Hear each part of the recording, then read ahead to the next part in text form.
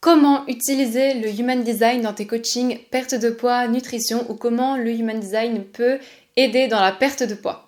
Hello tout le monde et bienvenue dans ce nouvel épisode d'Impact au féminin. Je suis très heureuse de vous retrouver aujourd'hui pour ce nouvel épisode où on va parler du Human Design et de la perte de poids. Pourquoi ? Parce que déjà c'est une question qui m'est beaucoup revenue sur mon compte Instagram, Elisa. Je suis naturopathe comme toi ou je suis coach en diététique, voilà, j'accompagne des personnes et je voulais savoir si le Human Design pouvait avoir un intérêt dans ma thérapie. Est-ce que je pouvais intégrer le Human Design dans mes coachings de nourriture émotionnelle, de TCA, de perte de poids, etc. Et je me suis dit que ce serait hyper intéressant de vous faire un épisode sur le sujet puisque comme vous le savez, avant de développer des choses sur le Human Design, j'accompagnais moi-même des personnes en naturopathie, dans les TCA et dans la nourriture émotionnelle, notamment l'addiction au sucre. Et c'est après seulement que j'ai intégré le Human Design à mes accompagnements. Donc avant de former, avant d'accompagner des personnes uniquement sur le Human Design, je l'ai d'abord intégré moi-même à ma thérapie. Et c'est pour ça que je voulais vraiment vous partager mon retour d'expérience, mais aussi vous parler de comment est-ce que vous pouvez intégrer le Human Design lors d'une perte de poids ou avec vos clients dans tous ces cas-là.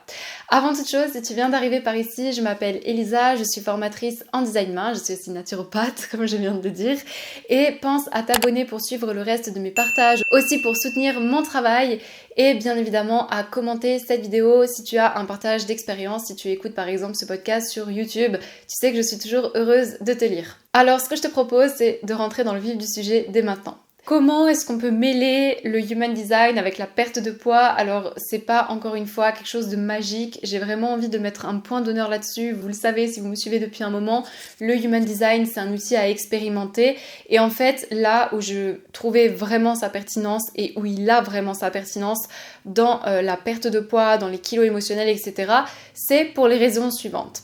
Par exemple, quand moi j'ai accompagné des personnes dans les TCA, la perte de poids, il y a souvent une chose qui revenait. C'était souvent « Ah Elisa, tu vois, par exemple là je viens de passer une journée où c'était vraiment très stressant au travail et je suis rentrée chez moi. La première chose que j'ai fait c'est que j'ai dévalisé mon frigo, j'ai mangé n'importe quoi, j'ai mangé tout ce qui me passait sous la main, j'ai mangé énormément de sucre, en ce moment je suis très stressée, je mange beaucoup de sucre.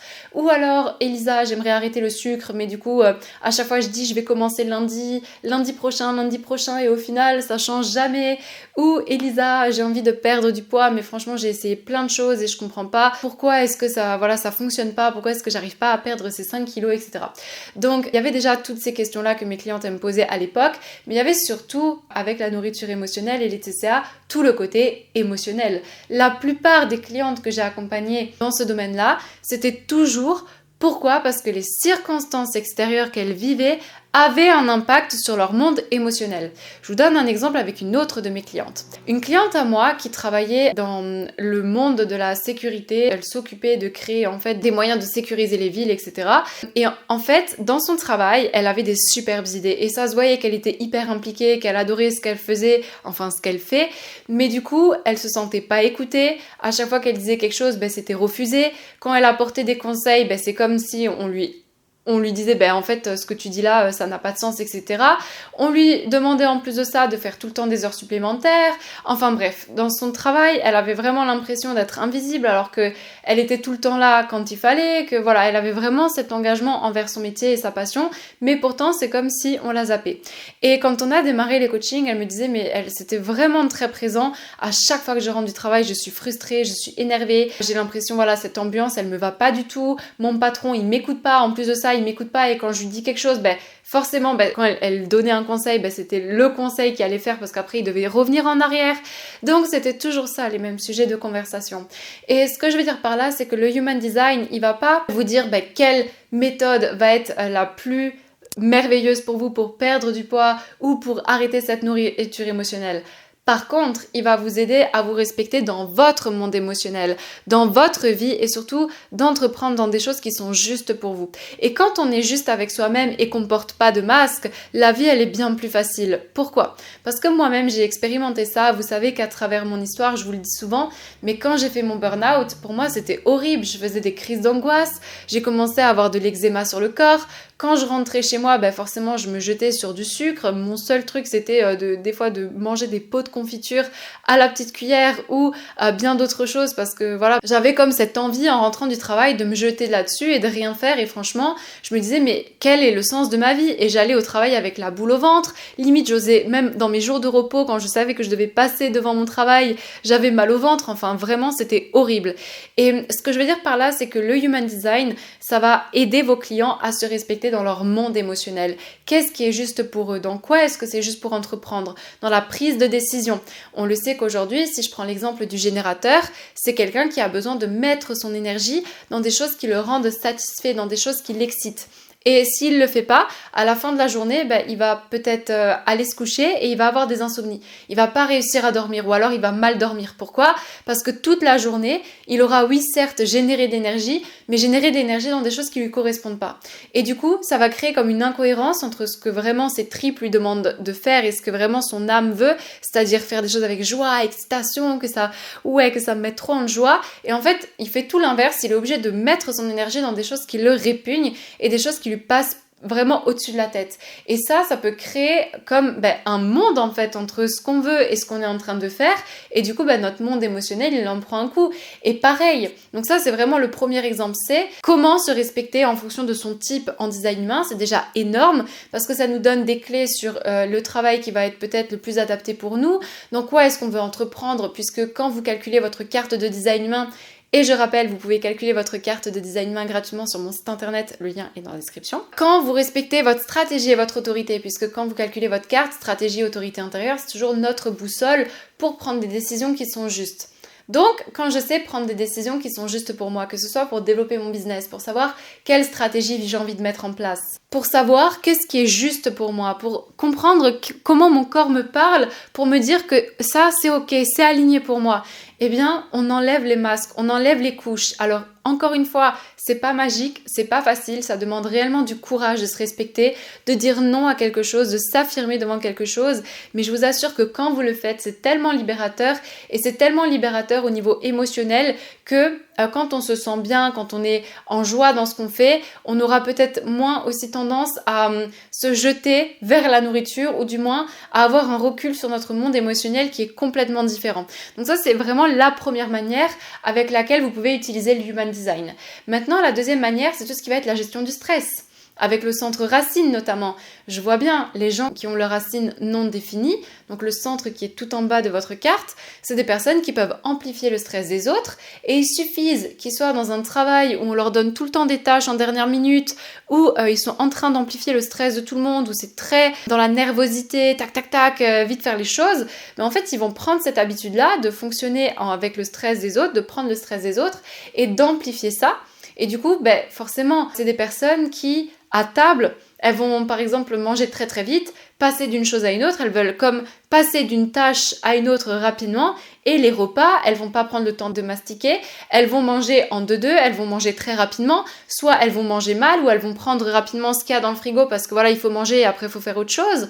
Donc ça, c'est des clés d'accompagnement qui sont ultra précieuses, parce que quand vous expliquez à votre client qui a les TCA ou qui a les kilos émotionnels, oui, qui a toute cette envie de nourriture émotionnelle, par rapport à son centre racine qui est vraiment la gestion du stress, ça va lui ouvrir d'autres perspectives de vue. Ensuite, dans votre carte, il y a aussi des portes qui sont très tournées vers la nourriture.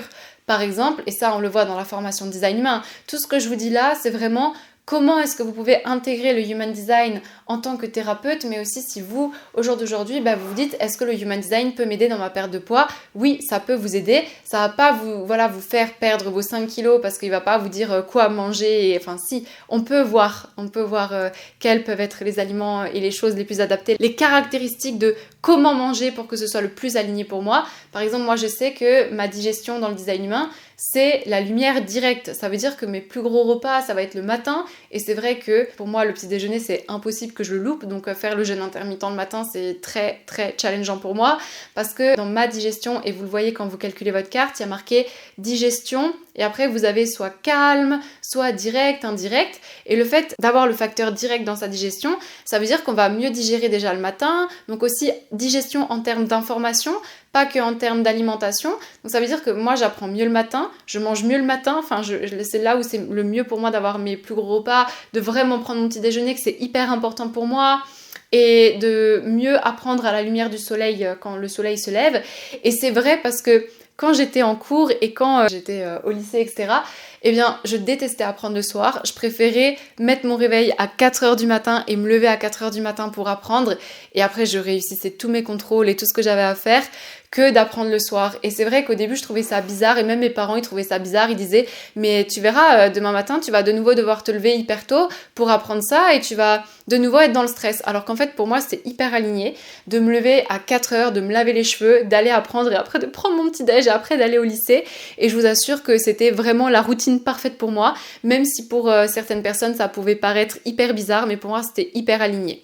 Donc déjà, il y a, quand vous calculez votre carte, ce concept de digestion, on peut vraiment comprendre quelle va être la meilleure manière pour la personne de digérer les informations, mais aussi de digérer ses aliments et quelles vont être les caractéristiques des aliments qu'elle peut manger qui va être intéressant. Par exemple, j'ai des personnes dans leur design main que c'est vraiment manger un aliment après l'autre. Par exemple, d'abord le riz, après les tomates, après les haricots, après les petits pois. Ils vont pas tout mélanger dans l'assiette et ce qui est dommage, c'est que j'ai une copine qui est comme ça dans son design main et en fait ses parents ils lui disaient mais tu peux pas tout manger en même temps, t'aimes pas ce qu'on te fait, mélange toute ton assiette, alors qu'en fait pour elle c'était normal de faire le tri et d'enlever par exemple les tomates de la salade et tout, mais ses parents ils lui disaient mais en fait mange toute ton assiette parce que là c'est mal poli, on dirait que t'aimes pas, on dirait que tu fais du tri et le fait qu'elle fasse ça lui a amené plus tard à avoir comme une relation à la nourriture aussi différente. Donc c'est très intéressant parce que grâce au Human Design, on peut voir la relation qui peut être développée à la nourriture aussi, l'amour de soi, l'amour du corps. C'est vrai que je me suis éloignée un peu du sujet parce que je voulais vous parler des portes, mais on peut voir aussi comment se donner de l'amour à son corps et comment chaque personne va avoir une manière de se donner de l'amour. Et ça, c'est très important aussi parce que ça joue énormément dans comment va être ma relation après à moi, à la nourriture et à l'image que je peux avoir de moi. Donc voilà, il y a toutes ces choses-là qui peuvent avoir un impact sur la perte de poids. Pour revenir sur les portes, on va avoir la porte 39 par exemple, qui est une porte de provocation et qui est aussi une porte de flirt, une porte d'excès. Et c'est vrai que c'est une porte qui a besoin d'être provocante. Ça veut dire que si par exemple vous êtes entrepreneur et que vous avez cette porte 39, il y a ce besoin d'être provocant dans votre contenu. Ça veut pas dire que vous allez insulter les gens, ça veut juste dire que vous allez avoir une manière de vous exprimer un peu pushy ou un peu hook, comme on pourrait dire en anglais, que ça attire l'intention, ou vous avez ça, ce côté un peu provocation, vous allez avoir des fois des petites blagues, ou vous avez une manière de parler un peu piquante, provocante, ou bon joueur, ou voilà, mon copain il a cette porte, et c'est vrai que des fois il peut dire des blagues, ou un peu qui titille la personne en face, donc c'est intéressant, pourquoi ? Parce que cette porte-là, quand elle n'est pas dans la provocation, et quand elle n'assume pas ce côté-là provocateur, elle peut être dans les excès alimentaires, boulimie, elle peut aussi ressentir beaucoup de tension dans le corps, quand elle n'est pas dans la provocation. Donc ça, c'est intéressant de savoir. Il y a d'autres portes et d'autres canaux qui montrent dans un schéma de design humain qu'une personne, elle aura peut-être besoin de plus de glucides, plus de protéines ou plus de graisse. Par exemple, moi, dans mon design humain, j'ai le canal 360, que c'est clairement un canal tourné vers le sucre. En plus, je l'ai 2 fois. Donc, quand je vous dis que j'étais addict au sucre et quand j'ai su après que j'avais ce canal et que c'était relié au sucre, pour vous dire que ça a fait sens dans toute ma vie, que j'ai compris en fait pourquoi est-ce que j'étais tant attirée tout le temps par les glucides et par cette envie de manger du sucre, mais vraiment, il y a sucre, hein, il y a les sucres et il y a le sucre, c'est 2 choses différentes, mais voilà, c'est pas le sujet ici. Ce que je veux juste vous dire par là, c'est que quand vous venez dans la formation design humain, déjà vous avez un atelier complet sur la nutrition et sur comment voir en fait ces portes de sucre, de graisse, de protéines dans votre schéma de design humain et pour ceux de vos clients, mais pour vous dire que pour des personnes, ce sera très difficile d'enlever la viande. Donc, si par exemple, elles n'ont pas conscience d'elles-mêmes et qu'elles veulent porter un masque et faire comme tout le monde, devenir par exemple végane sur les réseaux sociaux, mais que c'est quelque chose qui est comme ancré en elles, elles veulent manger de la viande, mais elles le font pas parce qu'elles veulent montrer une image d'elles différente, et bien il va y avoir une distorsion encore une fois entre qui je suis réellement et qui est-ce que je montre sur les réseaux sociaux, et tout ça c'est encore revenir à soi, la connaissance de soi, se respecter, apprendre à dire non, apprendre à mettre ses limites. Et je peux vous dire, parce que vraiment apprendre à mettre ses limites, ça fait clairement partie de la nourriture émotionnelle, de la perte de poids, parce que quand on sait mettre ses limites et quand on sait prendre les bonnes décisions, par exemple, une personne qui va être dans une démarche de vouloir perdre du poids et qui est générateur, eh bien peut-être qu'elle va vouloir, par exemple générateur avec une ligne 3, et va avoir envie de tester différentes manières de perdre du poids. Ça veut dire, est-ce qu'une fois je vais faire de la Zumba, après je vais faire du fit, après je vais faire du crossfit, après je vais peut-être tester de faire du tennis, mais il aura besoin de tester différentes manières et c'est ok, parce que c'est ma manière de vouloir perdre du poids et c'est vraiment intéressant parce qu'on peut voir comment et quelles routines peuvent être mises en place et comment s'organiser dans ce processus de perte de poids. Voilà, il y a vraiment des choses que vous pouvez voir dans les cartes de vos clients. Ici, je vous ai donné quelques clés à travers ce podcast, mais encore une fois, quand vous vous formez, vous pouvez clairement intégrer le Human Design dans votre accompagnement. Perte de poids, naturopathie, coaching, peu importe, mais c'est un outil qui est tellement aidant, on peut tellement aller en profondeur avec cet outil. Et pour moi, je vous dis, parce que j'ai encore donné un atelier de design humain lundi, puisque vous savez que là je forme les thérapeutes, etc. Donc là je reviens aussi à de la clientèle individuelle, comme j'accompagne les thérapeutes pour qu'ils intègrent le design humain à leur thérapie, là je reviens à des coachings individuels, et c'est vrai que ça me bluffe toujours autant, que ce soit de par les résultats, de par la vérité, la personne en face elle est choquée, et je vous dis, c'est incroyable les résultats que ça peut amener, et le fait d'être revenu dans cette démarche individuelle, je me dis mais en fait, feu quoi, dans la formation Human Design, je leur partage tout. Comment est-ce que j'ai accompagné telle et telle cliente. Il y a même des personnes qui viennent me voir, mais pourquoi Elisa, j'ai du mal vraiment avec ce concept d'avoir des enfants, etc. Donc c'est encore une fois, comment est-ce que vous l'amenez, mais ça peut être hyper pertinent sur, encore une fois, quelle est la relation à mon corps, quelle est la relation à ma nourriture, comment est-ce que je digère les aliments, qu'est-ce qui m'empêche d'être moi-même, pourquoi est-ce qu'aujourd'hui je mets pas mes limites, comment entreprendre dans des choses qui sont justes pour moi, comment me respecter, et tout ça, ça joue clairement dans notre manière de nous nourrir et tout simplement comment est-ce qu'on se nourrit intellectuellement, mais comment est-ce qu'on se nourrit aussi à travers la nourriture, etc. Donc voilà pour cet épisode de podcast. Dites-moi dans les commentaires si ça vous a plu. Pensez encore une fois à noter le podcast. Vous savez que ça soutient énormément mon travail.